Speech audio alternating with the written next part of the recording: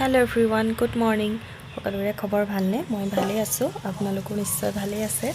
আজি একদম ডাইৰেক্ট পাকঘৰৰ পৰা ভিডিঅ'টো ষ্টাৰ্ট কৰিছোঁ। এইফালে ভাজি আছোঁ গুটি আলু অকণমান ডাঙৰ ডাঙৰকেইটা দুফাল কৰি দিছোঁ আৰু সৰুকেইটা গোটাকেই দিছোঁ।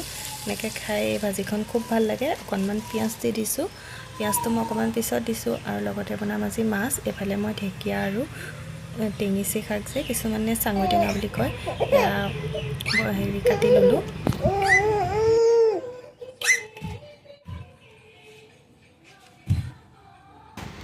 ভাতো বনাই আছোঁ আৰু লগতে কলিজাক অকণমান মাজে মাজে লৈ থাকিব লাগে। আৰু এয়া বাইক আহিছে ওচৰৰে, তাইৰ লগত অকণমান খেলি থাকে, মই অকণমান মাজে মাজে লৈ থাকোঁ। আৰু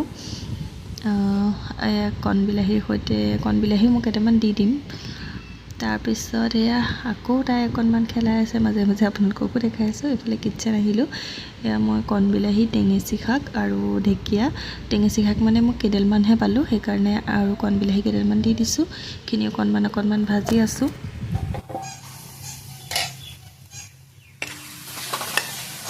ভাজি হৈ গৈছে শাকখিনি।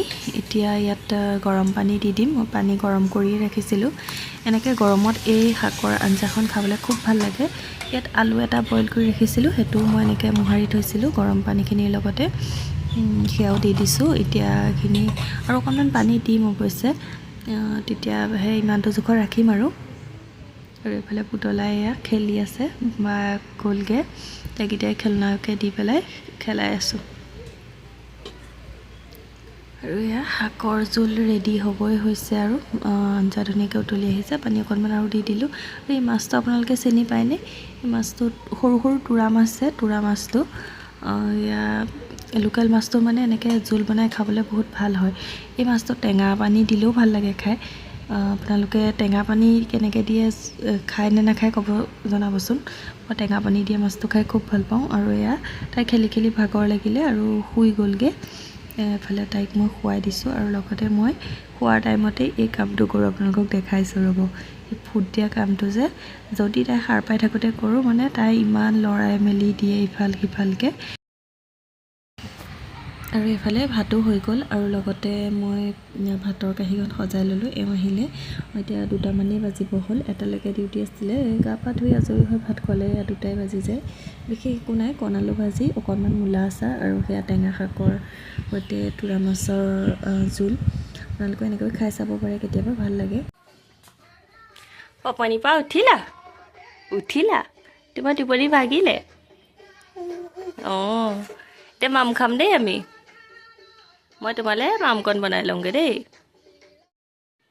তাইক আমি খুৱাই এই অথনি বনাইছিলোঁ যে শাকৰ জোল, তাত একদম চিম্পুলকৈ, তাত একোৱেই দিয়া নাছিলে, আপোনালোকে দেখিছিলে।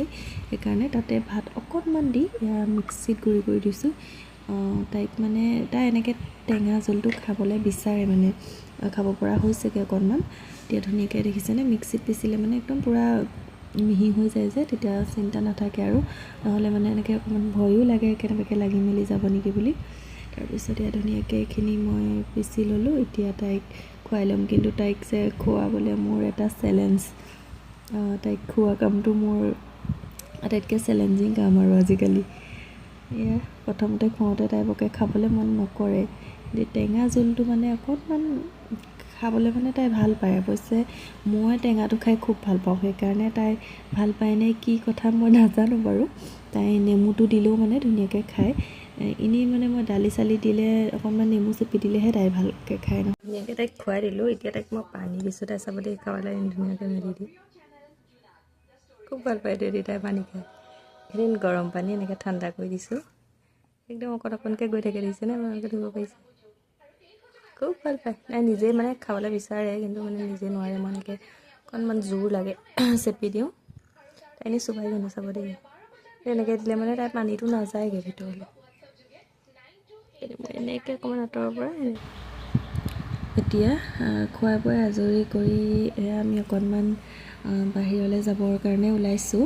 তাইকো সেয়া উলিয়াই দিলোঁ অকণমান। যিহেতু আজি ডিউটি ৰাতিপুৱাই আছিলে, সেইকাৰণে এইটো টাইমত অকণমান সন্ধিয়া টাইমত ওলাই যাব পাৰোঁ। আগতে যে আমি খুব এইটো টাইমত মানে ওলাই যাওঁৱেই। আজিকালি এই হোৱাৰ পৰা মই নাযাওঁ বাৰু।